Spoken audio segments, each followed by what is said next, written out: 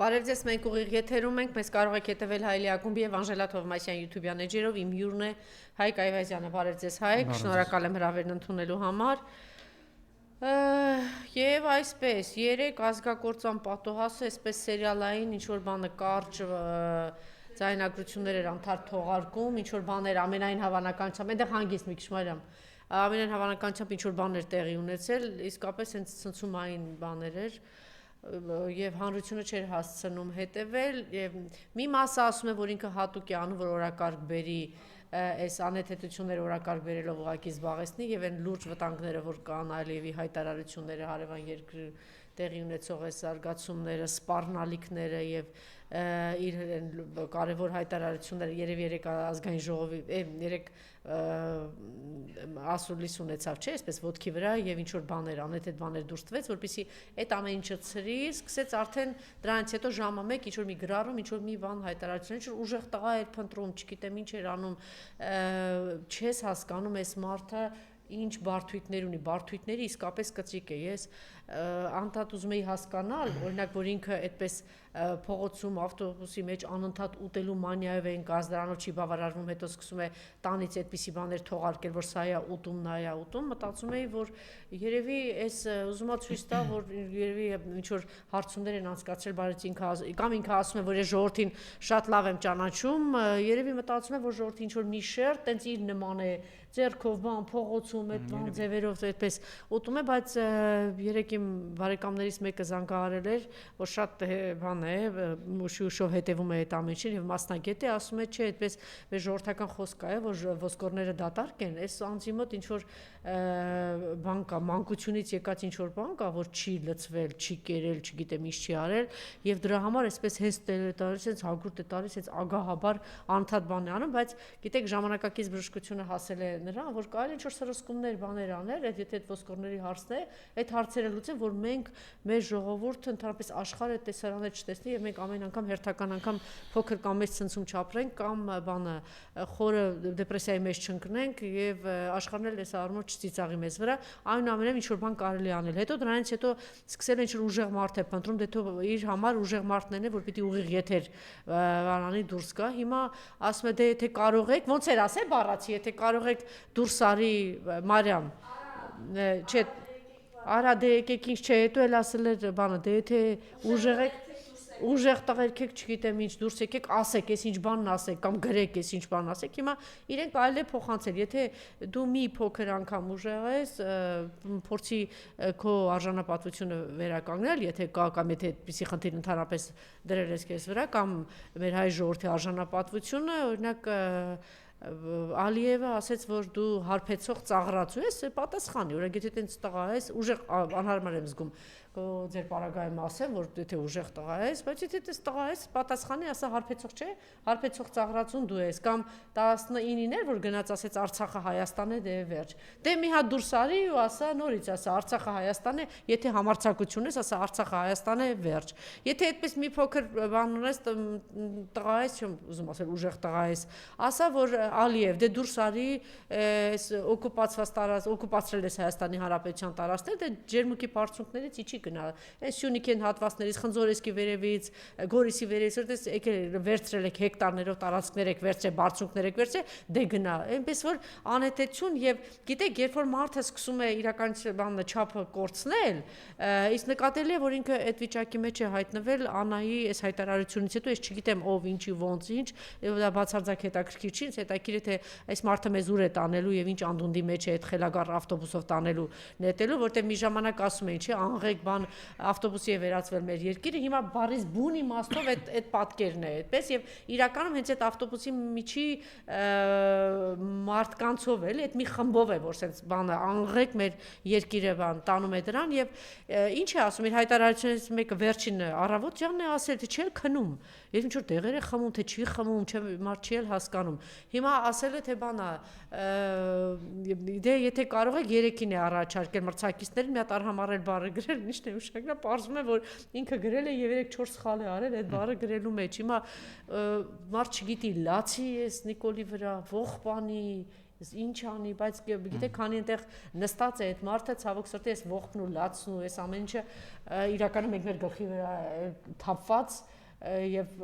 չգիտեմ, մի հատ ինչ որ շանս է տրված, որ այս ընտրություններին գնանք իսկապես մաքրվենք, ազատագրվենք, որովհետեւ այս ամեն ինչը շատ դաժան բանտեղ է մեզ տանելու եւ սրացումներն էլ իր մոտ ակնհայտ շատ բան է շատ խորացել է եւ ամեն օր հիմա անգամ ոչ թե ամեն օր թե ժամով եթե հետևենք 15 րոպե հետո մի հատ ինչ որ բան անում 20 րոպե հետո ինչ որ բարապ է չգիտեմ ես իսկապես ինչ էր արել է ժողովուրդը որ այսպիսի պատուհաս ընկավ հայ ժողովրդի գլխին եւ երեք նաեւ կարեւոր բան էլ ասեց որ եթե ես չլինեմ ըստ էության տեսեք ինչով է ինքը կոնկրետ սպառնում է արդեն Ալիևով ասում է եթե ես չլինեմ ուրեմն պատերազմ է լինելու սա բան է անում էլի հոխորտում է ասում է տեսեք ժողովուրդ եթե ես չլինեմ մի քանի օրից Ալիևը բան է հարձակվելու է ասում է մի մարդ որ խաբել է սրիկայաբար որ ինքը խաղաղություն է բերել ինքը համերաշխություն է բերել բայց իրականում միջև 20 թվականի պատերազմներ այսպիսի հայտարարություն արեց խափեց հայ ժողովրդի գլխին բերեց պատերազմ 21 թվականի ընտրություններից առաջ սիրելի հայրենակիցներ հիշեք ինքը այսպիսի հայտարարություններ ան որ խաղաղություն է բերում դրանից հետո լայնամասշտաբ հարձակում եղավ Ադրբեջանի կողմից Հայաստանի վրա եւ մենք կորցրեցինք բարձունքներ 280 զոհ ենք ունեցել գերեվարված անձինք ենք ունեցել անգամ դիերը ամիսներով մնացին ջերմուկի բարձունքների վրա չէին էլ կարողանում եւ խոշտանգվեցի չգիտեմ ուղղակի այդ բան չեմ էլ ուզում ասել ինչ տեղի ունեցավ, էլ չեմ ասում մասնատված մարմիններ, խժռված մարմիններ, այս մենք ստացանք եւ մեր կողմից գրավեցին, հիշում եք այդ հայտարարությունները, որ ինքը ասում էր, եթե ես չլինեմ, պատերազմ է լինելու, ես բերում եմ խաղաղություն, ինքը ընտրվեց, ինքը բերեց պատերազմ եւ մեր տարածքները կորցրեցինք, հետո դրանից հետո էլի ասեց, ես բերել եմ խաղաղություն, երկրորդ անգամ հարձակում եղավ, Արցախը շրջափակվեց, նորից հարձակում եղավ, վերջնականապես այդ ամեն ինչը վերջնական Արցախը ամբողջությամբ մենք կորցրեցինք, հետո ասեց ես բերել եմ խաղաղություն, եթե ես չլինեմ պատերազմ կլինի, այս անգամ արդեն ինքը տվեց այդ Միջանցքի հատվածը տվեց եւ այսպես շարունակապար ես ամեն օր կրկնելու եմ, ինքը վաղը ասել է որ պատերազմ չլինի, պիտի հայերեն չխոսեք, որ պատերազմ չլինի, պիտի Սևանը տակ, որ պատերազմ չլինի, պիտի Երևանը տակ, որ պատերազմ չլինի, պիտի հայերեն չխոսեք, որ պատերազմ չլինի, պիտի այստեղ հայ չապրի, որ պատերազմ չլինի, պիտի մեր ձեր մանկահասակ աղջիկներին մատակարարեք թուրքերին, որ պատերազմ չլինի, ձեր պատանի տղաներին պիտի ուղարկեք իրանց համապատասխան տեղերը ու այսպես շարունակ, այնպես որ ես չգիտեմ, շատ կարճ ժամանակ է մնացել մենք կամ այս կողմում ենք կամ այն կողմում որ մենք կամ կմխրճի մեզ վերջնական կործանարար պատերազմի մեջ Նիկոլը կամ դուք ականջները կփակեք աչքերը ձեր կփակեք ասեք ոչինչ չենք տեսել ոչինչ չենք հիշում ոչինչ տեղի չի ունեցել եւ մենք շարունակում ենք այս պատուհասի խելագարի հետևից գնալ եւ ինքներս կործանելով հայրենիքը կործանելով հայ ժողովրդին կործանենք մենք սրա մեջ ենք այս հայտարարությունը որ եթե ես չլինեմ պատերազմ է լինելու նաեւ արձագանքել է Զատունինը Նիկոլ Փաշինյանը շարունակում է վախեցնել Հայաստանի քաղաքացիներին սպառնալով պատերազմով եւ զոհերով եթե նրանք չհամաձայնվեն իր առաջարկության ամեն ինչին Լենտարուի հետ զրույցում նշել է Պետդումայի падգամավոր Կոստանտին Զատունինը նա վախեցրել է հայերին եւ բնակչության այն մասին որը չի ցանկանում որևէ ցնցում Փաշինյանն այս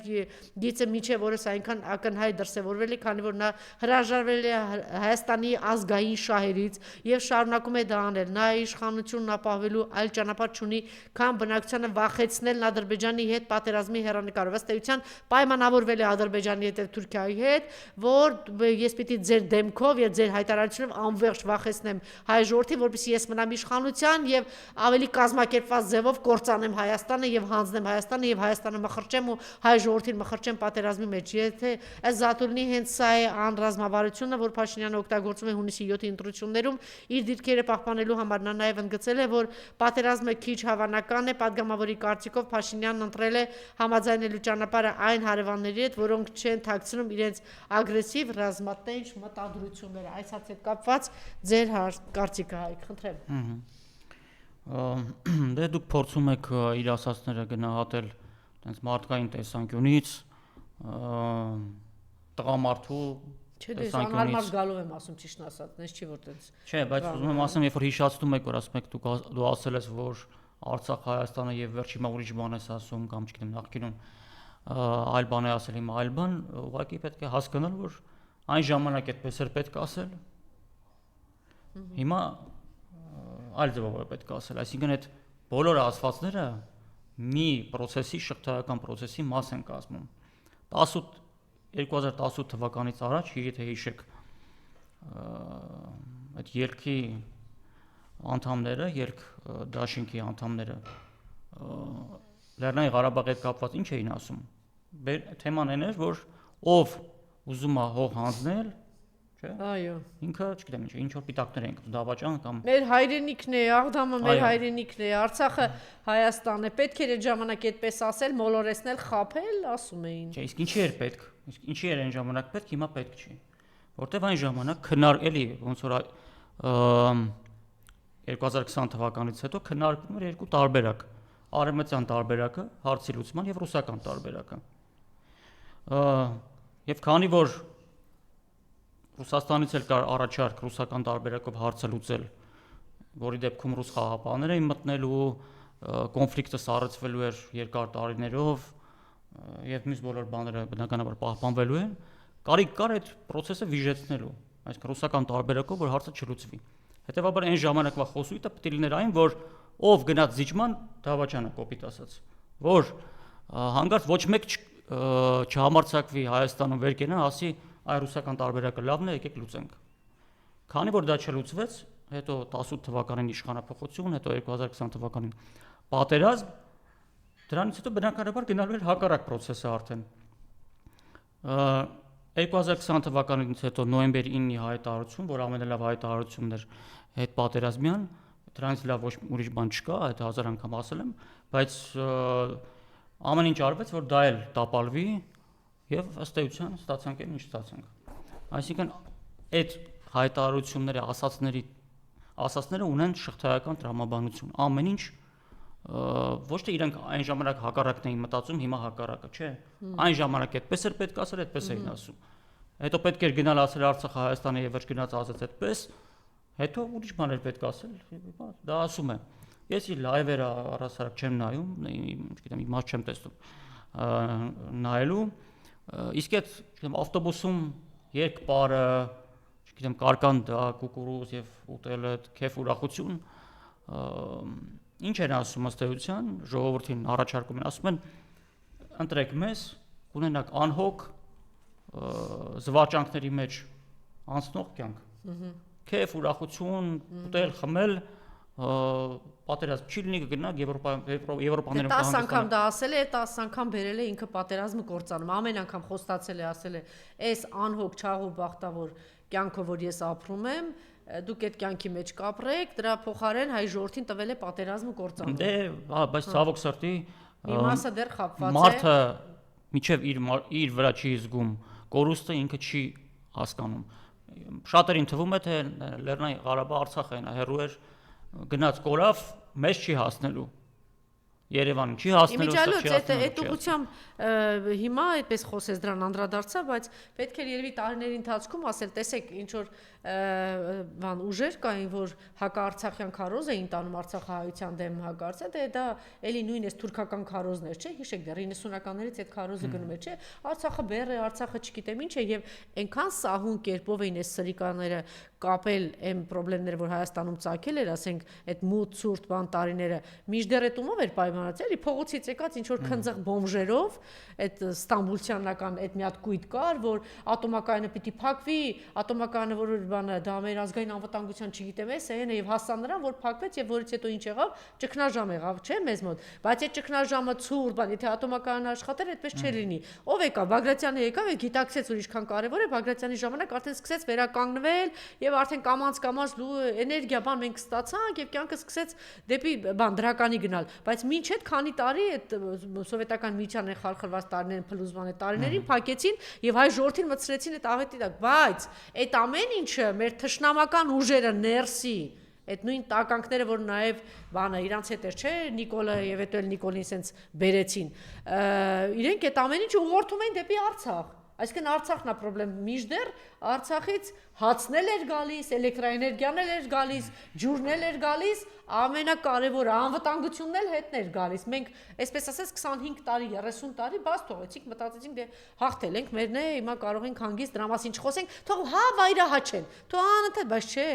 Չէ, մարդը հետո պարազիտ, ոչինչ չանող, ոչինչ չստեղծող սրիկան միշտ մեղավորները չէ փնտրում։ Ինքը իր մեջ չի փնտրում, թե ինչ եմ ես անբան անպետք։ Ու դրա համար մի հատ մեղավոր է գտել, դե երևի արցախցին է մեղավոր, դե հիմա էլ ասում են երևի Կապանի ժողովուրդն է մեղավոր, չգիտեմ ով է մեղավոր ու այսպես կորուստների բան շղթան մենք ունեցանք։ Դե բնականաբար հո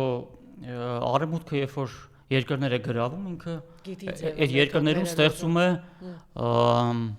համակարգ, գործակալական ցանց, համակարգ, որի միջոցով վերահսկում է այդ երկրի քաղաքական process-ները։ Հայաստանը բացառություն չի այդ առումով։ Հետևաբար ինքը այդ ցանցը ստեղծեց, ֆինանսավորումը տվեց, միլիարդներ էր գալի, այսինքն USAID-ի միջոցով, այլ ֆոնդերի միջոցով։ Այսքան կարող եք վարկավեք ձեր հետևաբար հերոսներին, այդտեղ ուղղակի սովորաբար օրենքներով արգելում ես նման մարդկանց մուտքը քաղաքականություն։ Այսինքն այդ մարդը կարող է գնալ զբաղվել, չգիտեմ, կարտոֆիլ ցանել, սուրճ վաճառել, բիզնես անել, բայց քաղաքականությունը իրավունք չունի մտնելու, ոչ էլ լրատվություն։ Դա արվում է հատուկ օրենք կա օտարերկրյա գործակալների մասին։ Իսկ դրա կարիքը մենք եթե ազգային իշխանություն ունենանք, անպայման պիտի դե առանց դրա չի ստացվելու, առանց դրա չի ստացվելու։ Ես հասկանում եմ, որ 2000-ականներին, 90-ականներին մենք չէինք կարող այդ օրենքը ընդունել։ Դա պարզ էր։ Իսկ Ռուսաստանը չէր կարող դա ընդունել, ուրեմն մենք ընդունեինք։ Բայց երբ որ Ռուսաստանը սկսեց 13-14 թվականից արդեն այդ նախագծերը մշակել օրենքի եւ ընդունել, Հայաստանում մենք պետք է հասկանայինք, որ Ռուսաստանը կամաց արդեն շրջադարձը սկսել է դեպի այլ ուղղությամբ։ Հետևաբար մենք պետք է մտածենք ոնց անենք, որ մեր քայլերը լինեն դրան համահունչ։ Այդ ցավոք սրտի դա մենք Հայաստանը բաց թողեց։ Այսինքն Ռուսաստանը սկսեց թեքվել այլ ուղղությամբ, այլ վեկտոր, դեպի այլ վեկտոր, մենք մնացինք այդ նույն ճանապարհի վրա։ Հիմա քանի ինչքան գնում է մեր դիրքերը հեռվանում են մեր ու Ռուսաստանի, ինչի, որտեղ հեսա Ռուսաստանում էլ պետդումայի ընտրություններն են ու հատուկ ռազմական օպերացիան անցած սպաները մտնելու են իշխող կուսակցության կազմում պետդումա եւ կամաց սկսելու է ընդ իշխանապողություն ներքին, այսինքն վերին ուղակներն են։ Այդ հետ նաեւ մեծ խնդիրներ էլ է բերելու, այդպես լեռ մի ոգևորվեք։ Ինչ խնդիր։ Այդ պատերազմյան սինդրոմ կա, այդ մարդիկ այդպես հեշտ է, այդ պատերազմից հետո գալ եւ հանրությանը ինտեգրվել, բան, այդ երկար ճանապարհ է, ես միանգամից ռազմի դաշտից այդ դաշնություններից այդ ամենից հետո գալ եւ նստել այնտեղ օրենքներ ու հանրային կյանքին ինտեգրվել, այդ երկար ծանր աշխատանք է, այդպես չի։ Այնտեղ շատ բարդություններ, խնդիրներ կար, մա այդպես շտապենք ու ոգևորվենք, էլի, որ Ռուսաստանը գնացելու միանգամից դրական բաներ արձանագրվելու։ Ասում եմ, որ տեղի ունենալու իշխանապողություն։ Աֆղանական պատերազմից հետո, երբ որ վերադարձել են, դուք գիտեք, դրանց մի մեծ մասը հետո ինչ հանցագործ ճանապարհ է բռնել, ինքնասպանությաններ, որ ինչ-որ բանդաներում է ներգրաված եղել, հոգեբանական եւ հոգեկան լուրջ խնդիրներ են ունեցել եւ հիմա միանգամից ակտիվ հիմա Ռուսաստանը որ փորձում է ներգրավել, այնտեղ դրանք համեմատելի չեն աֆղանականը ու սա։ Ինչու՞։ Որովհետեւ աֆղանականը նախ լավ, վիետնամական պատերազմից հետո ամերիկացի զինվորները, այսինքն միշտ էլ այդ պատերազմյան սինդրոմը եւ խնդիրները կան, որտեվ իդեոլոգիա չկար տակը, գաղափարախոսություն չկար, ինչի համար ամերիկացին գնացել այնտեղ կռվելու, չկար։ Ազատագրելու է ժողովրդին։ Դեմոկրատիա եւ լուսավորչություն տանելու է, ոչ կա ամենտեղ ուր ամերիկացի զինվորը գաղափարախոսությամբ գնում է, չէ, դա թույլ գաղափարախոսություն է, այն գաղափարախոսությունը չի, որ մարդուն պահի, ասի ես հիմա վերադարձել եմ, որ հիմա էլ թիկունքում խաղաղ պայմաններում երկրից օգուտ տամ։ Հիմա ինչ էլ ասեք խոցելի է լինելու, որտեվ կարող եմ այս դրա մեջ չեկեք, բան չանենք, հիմա այստեղ մենակ մի դեպքում է խոցելի լինելու, այն որ այդ մարդիկ դեռևս փորձ չունեն կառավարման, պետք է ժամանակ անցի, բայց լինելու է։ Հետևաբար, երբ որ իրեն գան կառավարումն է փորձադաշտ, էլի հիմա բերել միանգամից բան։ Փորձադաշտ չի, թե փորձադաշտ չի, փաստը մնում է փաստ, որ Եդինայա Ռոսիայի կազմում տասնյակ զինվորականներ մտնում են իրենց եւ զբաղեցնելու են։ Հետևաբար Ռուսաստանը այս Ռուսաստանի վեկտորը դեպի այլ ուղղությամբ էլ ավելի է մեծանալու։ Ուրեմն մենք շարունակելու ենք գնալ մի ուղղությամբ, Ռուսաստանը այլ ուղղությամբ։ Մեր դիրքերը կտրուկ եւ մեր ընդհանրապես իրար հասկանալը կտրուկ վատանալու է։ Եթե այս իշխանությունները մնան։ Նույնիսկ եթե գնան ու մենք մեր վեկտորը չփոխեցինք, միևնույն է իրար վատ ենք հասկանալու, որտեղ Ռուսաստանը այլ ուղղություն է բռնելու, ինքը այլ նպատակներ ունի, եթե մենք շարունակում ենք գնալ նույն ուղղությամբ, ինչ որ արևմուտքը մեր համար գծել է 91 թվականից եւ Ռուսաստանի համար էլ էր գծել, ուղղակի ինքը հիմա հրաժարվում է այդ ուղուց, մենք իրար սկսել ենք չհասկանալ։ Իրենք մի լեզվով են խոսալու, մենք այլ բան ենք ասելու, չենք հասկանում, ինչ ենք ասում։ Իհարկե շատ կարևոր կլինի որ Ռուսաստանի ներսում առաջին հերթին իրենք հասկանան, որտեղ այնտեղ էլ ոնց որ թե այս կամ խնդիրների առջև կանգնեցին, որտեղ իրենք էլ մեծ հաշվով, եթե հասկանային, գուցե այսքան մեծ խնդիրների առջև չկանգնեին, սա էլ կա, բայց ինչև է, անցնենք հաջորդ թեմային։ Սա կարծում եմ շատ մեծ կորուստ էր, հա, Լարիջանի սպանությունը Իրանական Իսլամական Հանրապետության այդ երկրի համար, այդպես է գնահատում, թե չէ։ Որտեղ ասում էին ինքը այսպես սերի կարդինալի շատ լուրջ դերակատարում ուներ այս ամեն ինչում, շատ ազդեցիկ էր, այնպես որ թիրախավորել եւ սպանել իրեն, սա նշանակում է նաեւ մեծ հարված տալ։ Դե այո, այսօրվա պայմաններում ցանկացած պետություն աշխարհի պետության պարագայում, եթե այդ պետությունը պատրաստ չի այդ վճռականությունը չունի դիմակայելու արևմուտքին, երբ հաճախել երբեմն էլ սուր հակասությունների մեջ մտնելու որոշ հարցերում, որ ոչ որպես ինքնանպատակ, այլ ուղղակի ապրելու ցանկությունից ելնելով, ուրեմն այդ երկիրը պատրաստ չի ընդհանրապես իր անվտանգությունը, ինքնիշխանությունը պահել։ Հիմա Իրանի ներսում այդ պայքարը գնում է, այսինքն այն ուժերի, որոնք ցանկանում են մնալ եւ դառնալ ԱՄՆ եւ իր դաշնակիցների վասալը Իրանում եւ իրենք Իրանը վերահսկեն եւ նրանք, որոնք ազգային ազատագրական պայքարի առաջնորդներ են եւ այդ ուղղությամբ են տանում։ Այսինքն ինքնիշխան Իրան ամերիկյան լծից ազատագրված թե հակառակը։ Հիմա փաստացի վերացվում են այն մարդիկ, որոնք որ պոտենցիալ կարող են այդ ազգային ազատագրական պայքարը այնտեղ գլխավորել։ Օրինակ նախագահային ոչ մի բան չի լինում, չէ՞, Իրանին։ Չգիտես, ինչու չի լինում։ Չնայած նախագահն է, այսինքն պետք է որ իրեն էլ թիրախավորվին, բայց չի թիրախավորվում։ Բայց նրանք, որոնք որ կոշտ հայտարարություններ են անում արևմուտքի ԱՄՆ-ի նկատմամբ եւ այլն, իրենք շատ արագ հայտնաբերվում եւ սպանվում են։ Սա ցույց է տալի, որ Իրանը լուրջ ներքին խնդիրներ ունի, եթե տասնյակ նման պաշտոնյաներ, զինվորականներ բարձրաստիճան սպանվում են, ուրեմն մի բան այն չէ ներսում։ Բայց դե սա էլ ինչ ասում, եթե ներքին խնդիրներն են, թե ընդհակառակ, այսինքն այդպես ազգային են եւ հենց թիրախավորել է եւ իրենց սպանում է, այսինքն չեն հանձնվում էլ, ներքին խնդիր ունի, նկատի ունեմ այդ մարդկանց հեշտ կարողանում են բավականին հեշտ սպանել։ Հա, դա նկատի ունեք, հա։ Այսինքն խնդիրը, ուրեմն ինչ-որ մի բան այն չի ներսում։ Հա, դուք կարծում եք, որ ներսից, այսինքն տեղերը հայտնում են, հա, այդպես մատնում են։ Հիմա մարդը գիտի, որ ինքը կարևոր մարդ է։ Իրենք կարողանում են Չևանից վերահսկել իրանց շարժերը, բան,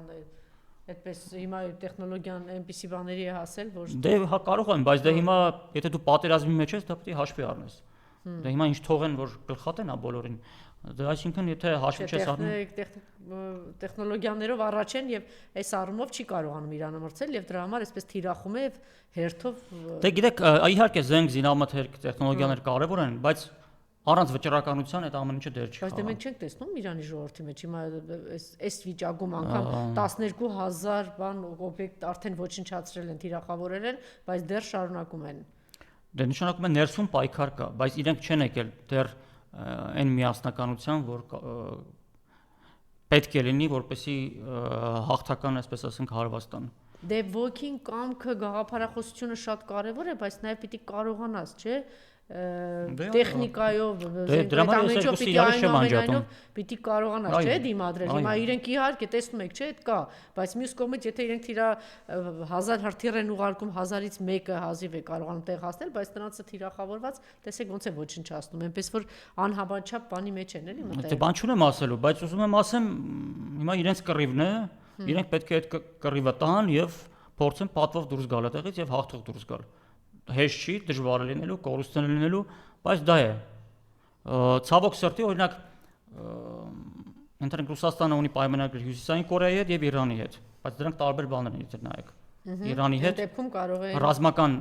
բնույթի կետ չկա։ Բայց տեսակետ կա, որ Իրանը ուզում էր, որ ինչ որ մի փուլից դա ու այդպիսի պայմանագիր ունենար, բայց ռուսական կողմը դեռ պատրաստ չէր։ Չէ, նախկինում Ռուսաստանը առաջարկել է արդիականացնել Իրանի հակաօդային պաշտպանության համակարգը, Իրանը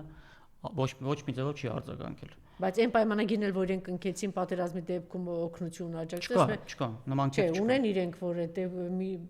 Միջև պատերազմը ինչ պիտի տրամադրի բավականին բան համապարփակ մեծ փաստաթուղթ չէ ստորագրվեց։ Դե ռազմական փոխօգնության կետ չկա։ Կարող է ինչ որ զինատեսակների հարցում համագործակցում են գնում են, բայց իրենց այդ գործընկերության մասին, ռազմավարական գործընկերության մասին փաստաթղթում չկա կետ, որ միմյանց պիտի օգնեն։ Կա կետ, որ եթե մեկի այդ պատերազմի մեջ է, մյուս կողմը ագրեսորին չի օգնելու։ Ագրեսորին չի օգնում, հա, ուզում էի հիշեի բան։ Շատ լավ, հիմա այդ կապված էլի հարցեր ունեմ, բայց սա կարծում եմ ուշագրավ է, կարելի է փոխանցել, հա, մեր դիտողներին Լարիջանին Քիսինջերի հետ իր զրույցի մասին։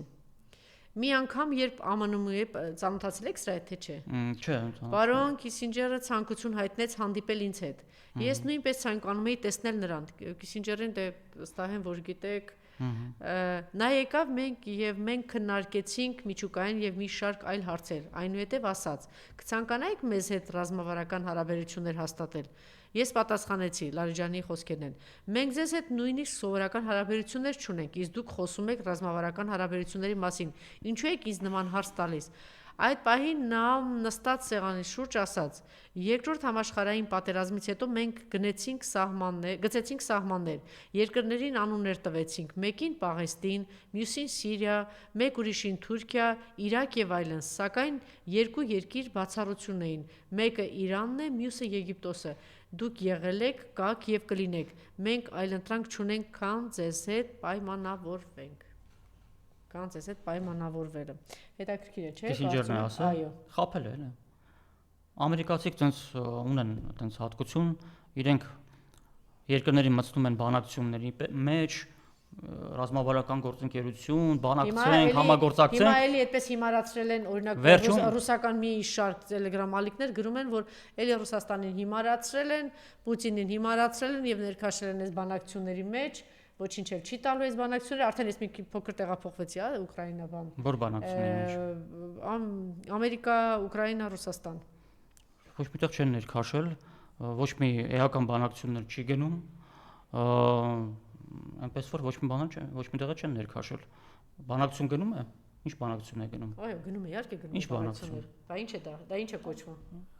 Ամերիկայի ուզածը որ հրադադարներ կանգնեցնեն, Պուտինը չի կանգնեցնում, գլխավոր մեխը սա է։ Եթե սա տեղի չի ունենում, ուրեմն չկա ոչ մի բանակցություն։ Ինչ բանակցություն է։ Այս բանակցությունը ժամանակ շահելու համար է, ուրիշ ոչ մի բան։ Երկու կողմի համար էլ։ Այո։ ԱՄՆ-ն պատրաստվում է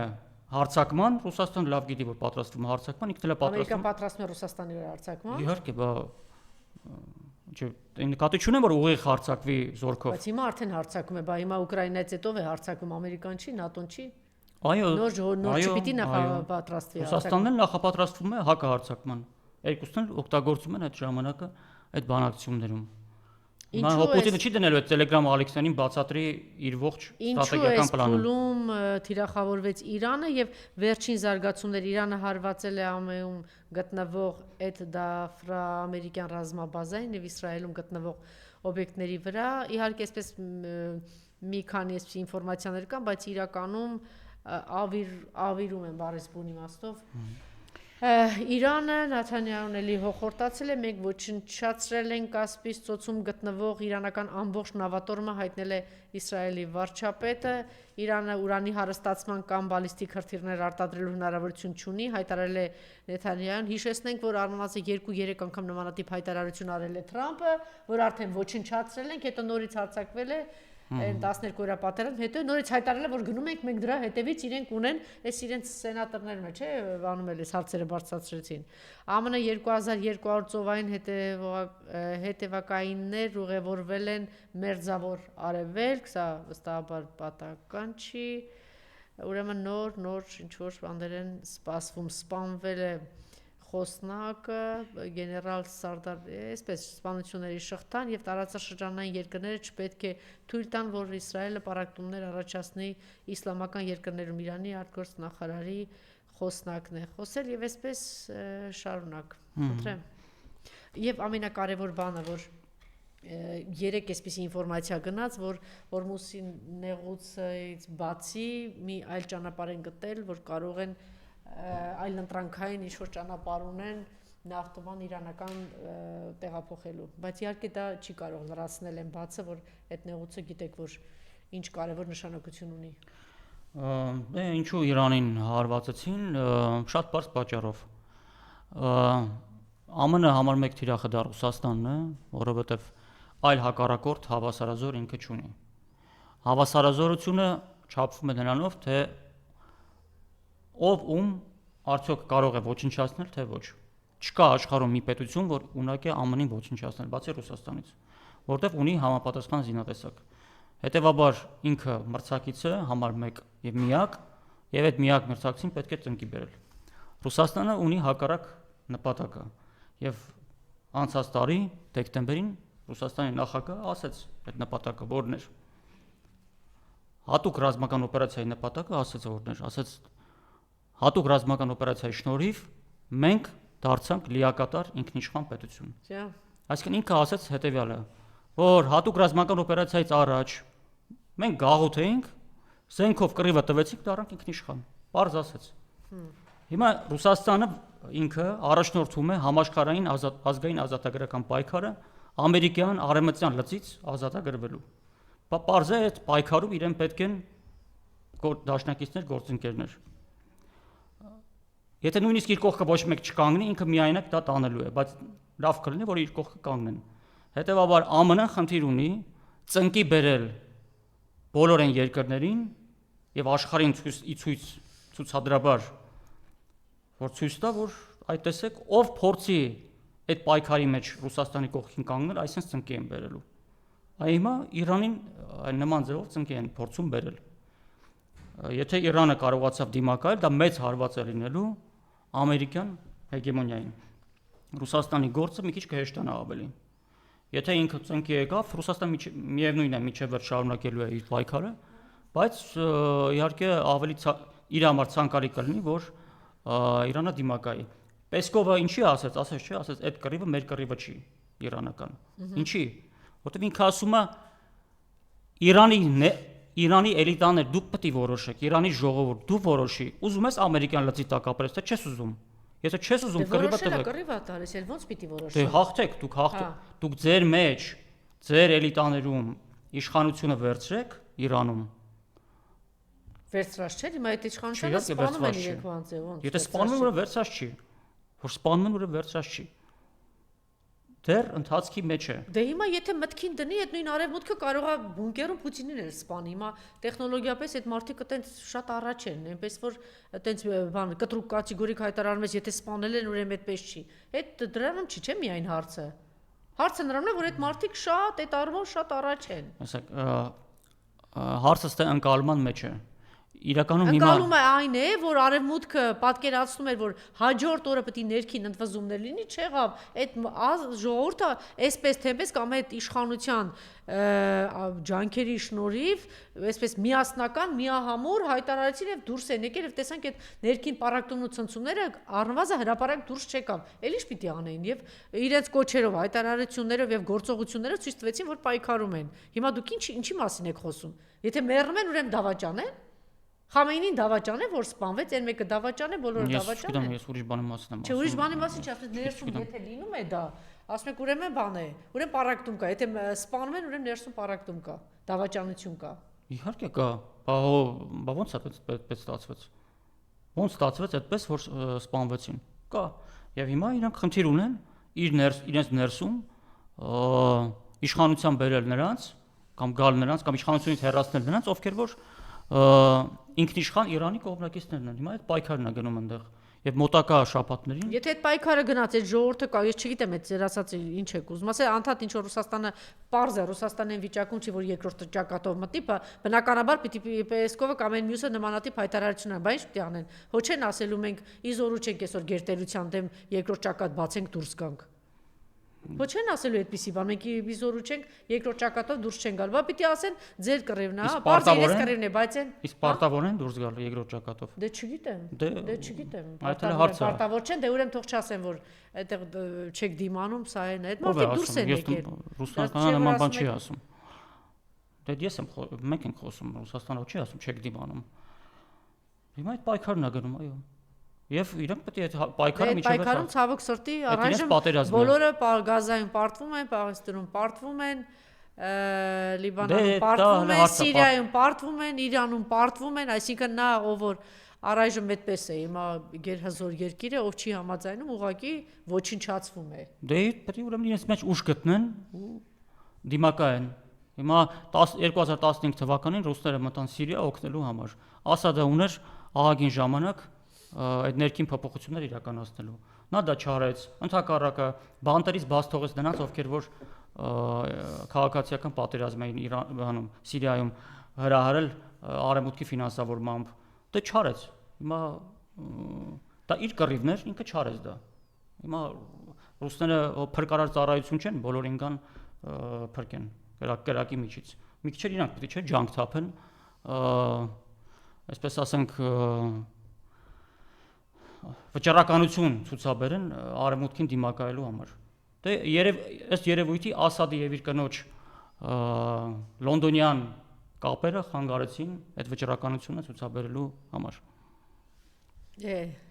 Արդարացման ամեն անգամվա բան այդպիսի հայտարարություններ, չէ՞,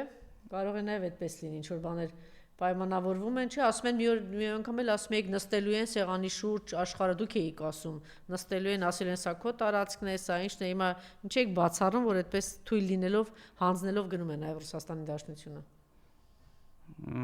Բացառում եմ, որտեղ եթե այդպես լիներ, Ռուսաստանի նախագահը այսօրվա կռիվը չէր տա։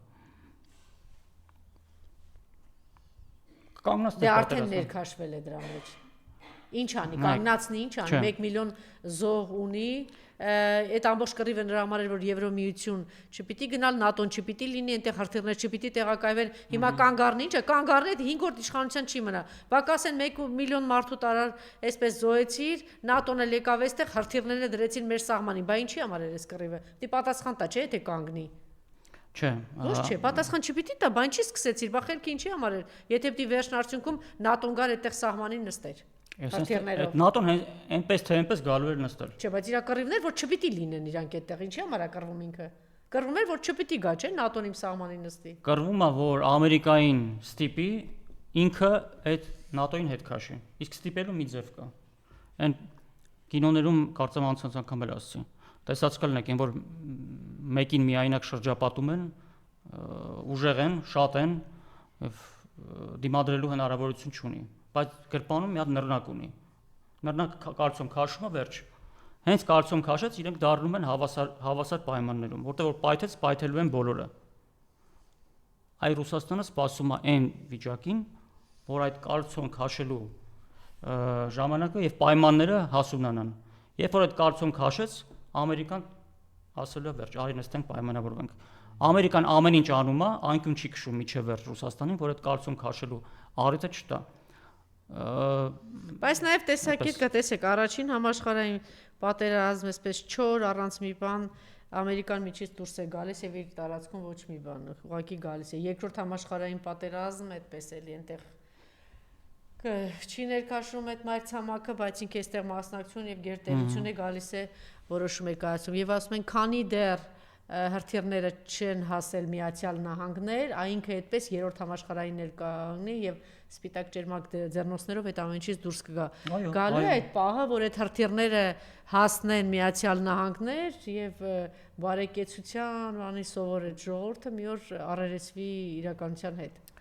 Դե պատերազմ չի լինի, այսինքն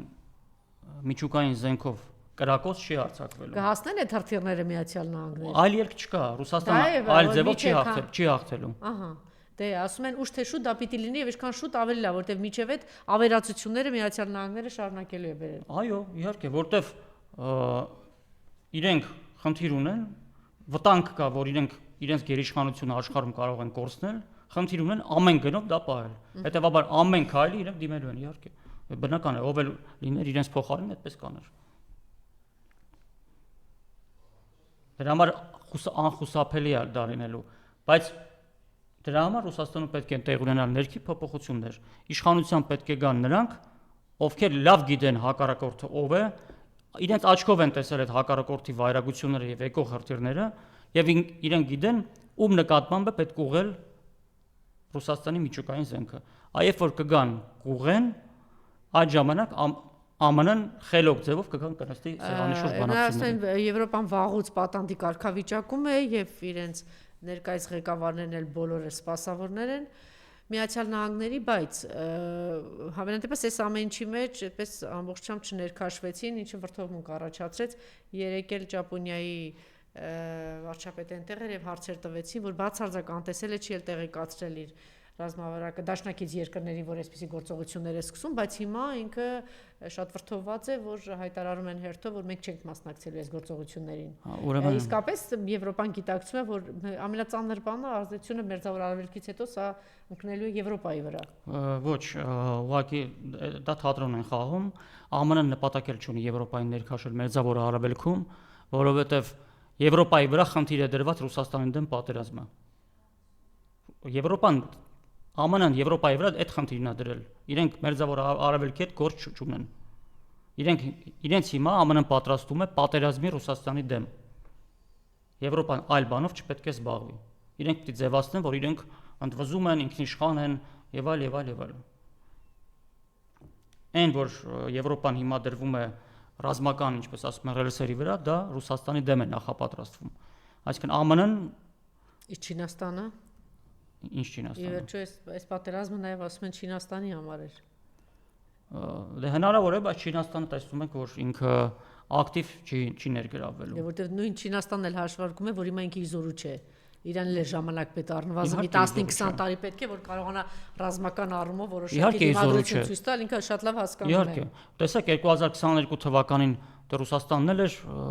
բավական խնդիրներ ուներ, բայց տեսեք Ռուսաստանը վճարականություն ցույց տվեց, սկսեց հատուկ ռազմական օպերացիան։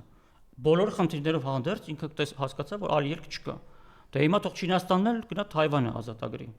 Թող ազատագրի, բայց տեսնում ենք, որ առայժմ չի կարող։ Պատճառներից մեկը օրինակ կարող են բերել, չգիտեմ, դոլար արժութային ռեզերվները Չինաստանի, ամենամեծն են աշխարհում։ Ռուսաստանից գողացած իրենից է կգողանան, ինչ խնդիր կա։ Այսինքն այդ վճռականությունը նաև դրանում է արտահայտվում, ինչքանով ես դու պատրաստ կրիտիկական դժվարին պայմաններում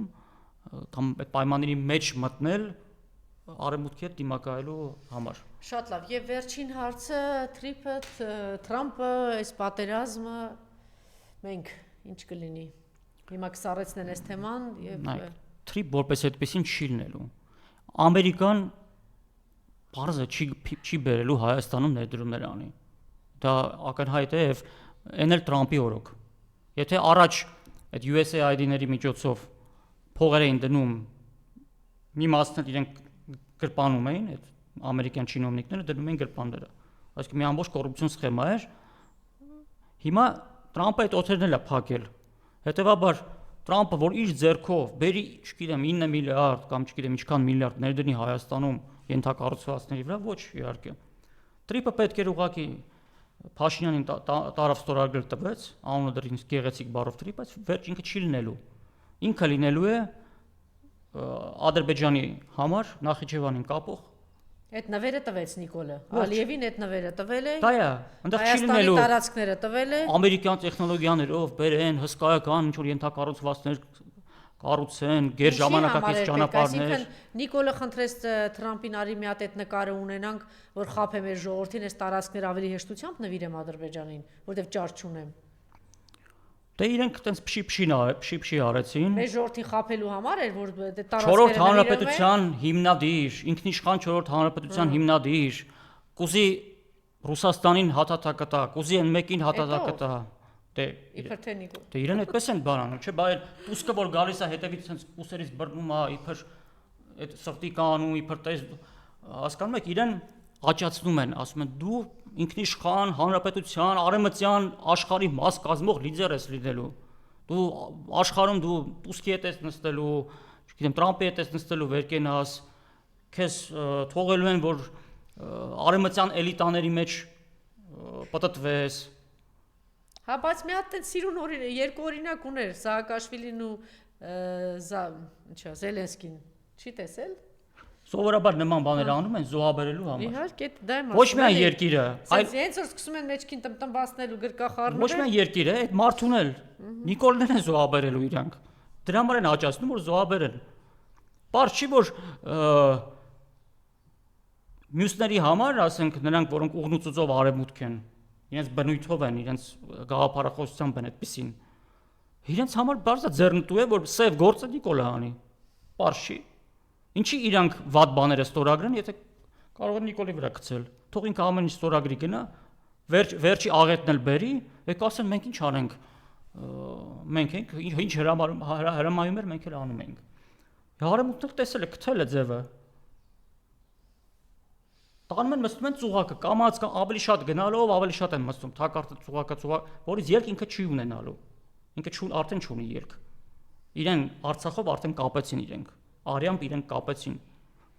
Ինքը շանս ուներ չկապվելու, բայց կապվեց։ Իվիցարց ասма, եթե ուժեղ տղա եք դուրս եկեք։ Դա չի նշանակում, որ ինքը լավ։ Եթե այդպես մի քիչ տղա ես, դուրս արի ասա, որ Զատուլին սուտ ես խոսել կամ այդ կասկածները տեղին չեն, որ ես 5 միլիարդ եմ վերցրել ու ծախել եմ Արցախը Նիկոլ։ Դե վերջ դուրս արի ու ասա։ Շնորհակալություն։ Նմանապես։